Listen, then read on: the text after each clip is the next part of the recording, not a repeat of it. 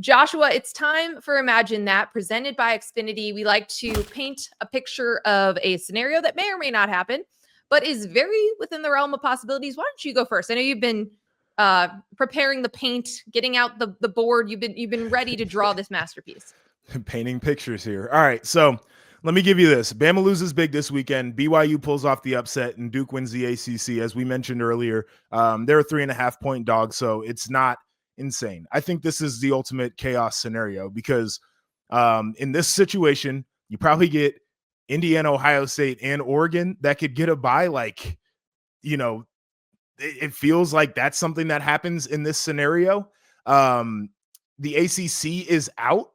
You've got 2 group of 5 auto bids here. Notre Dame and Miami both likely out in this case. I know we spent a lot of time arguing about them. And then I'm curious about the Alabama thing, and I mentioned this off the top. What do you do with Alabama in this scenario where they're now the squarely bubble team because you put BYU in?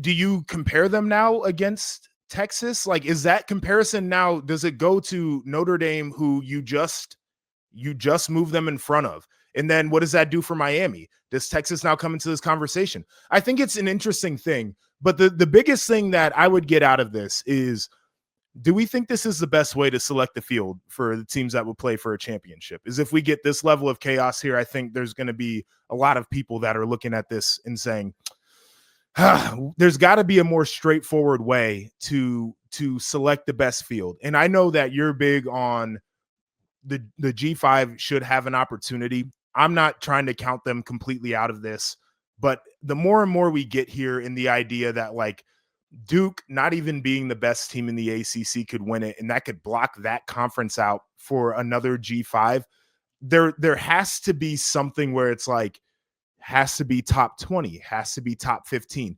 Like we've got to find a way to make this postseason field have the best teams. Like, it just can't be conference tie-ins dominate the day. I get what you're auto saying. bids dominate the day. But it's really hard to do that with these big conferences now. It's so the big conferences. I'm not to cut you off. The big conferences are the culprit in a lot of this mess. This is an unmitigated disaster. The idea that Virginia can go the ACC season and not play 4 of the top 5 teams behind them, like the 6-2 teams that are tied. They didn't play 4 of them. The only one they played was Duke. That is insane to me. We see it in the Big Ten right now. Like Ohio State, love them to death. What'd they do? Like, they didn't really play any of the top teams this year. And like Texas A&M, they played one really good team out of the SEC and they lost. Like, this is the bloated conferences are not good for, it's really not good for the sport, but it's definitely not good for trying to select the postseason in this format.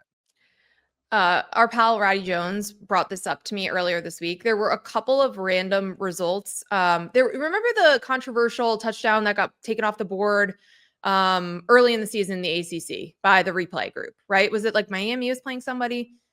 There was something early on that if the touchdown had stood or not stood, whatever the opposite result was, it wouldn't be Duke playing in the championship game this weekend. There were like a number of games that did not involve either Duke or Virginia or Miami that resulted in this championship game. That's the problem with the bloated conferences. When I tweeted that they should override the tiebreakers and put Miami in the championship game, all these people are like, but there's rules. There've been rules for a year. Like, we just got into this world with the conferences and they all have different tiebreakers. They could change them if they wanted to. The rules feel arbitrary. That's the issue for me, because somebody, I retweeted your thing and quote tweeted it, and somebody was like, the games have to matter and like the results have to matter. And I'm like, yes, the results should matter to where the number 12 team or 11 or whatever they are, 13, whatever the number is, and they're the best team in the conference. Like, there should be a mechanism that says if they're tied with a bunch of other teams and we're trying to figure out who the other team is that gets in, it goes to the highest ranked. That should be. Yeah. And I mean, at least you're having 13 people who are tasked with doing this, evaluating which teams they think are better. I could see other conferences moving to that moving forward, because I do think that this is just a really bad look for the ACC that their highest ranked team cannot play for a spot. My imagine that is that I'm imagining after weeks of saying that the Big Ten title game would determine the Heisman Trophy winner. What if it doesn't? What if it's someone who's not playing this weekend? There has been such a groundswell of support for Vanderbilt player. I have to call him a player, but quarterback. I mean, he runs, he does everything. He's the face of the program, Diego Pavia. There's been such a groundswell of support for Jeremiah Love, Notre Dame. When you argue like most outstanding player at their position, at the running back position, what if it's one of those guys that wins the Heisman? And for all we've talked about the Big Ten championship game and Fernando Mendoza and Julian Sayin, that one of them doesn't jump out and grab it. And it's someone that's watching on the couch that the voters don't forget that wins the Heisman. It would be an interesting thing in that scenario. I would hope it's Jeremiah Love and not Diego. Somebody, I think I sent you the video. They said Diego struck the Heisman pose 7 times this season. And they said that a player that thirsty to win the Heisman actually shouldn't win the Heisman. And I probably tend true to agree with that. But like, I think he should be in the mix, no doubt. Jeremiah absolutely should be in the mix. Jeremiah Love. I think they'll both go to New York. Yes. Don't you? I feel like them and Julian and Fernando, like that's the foursome.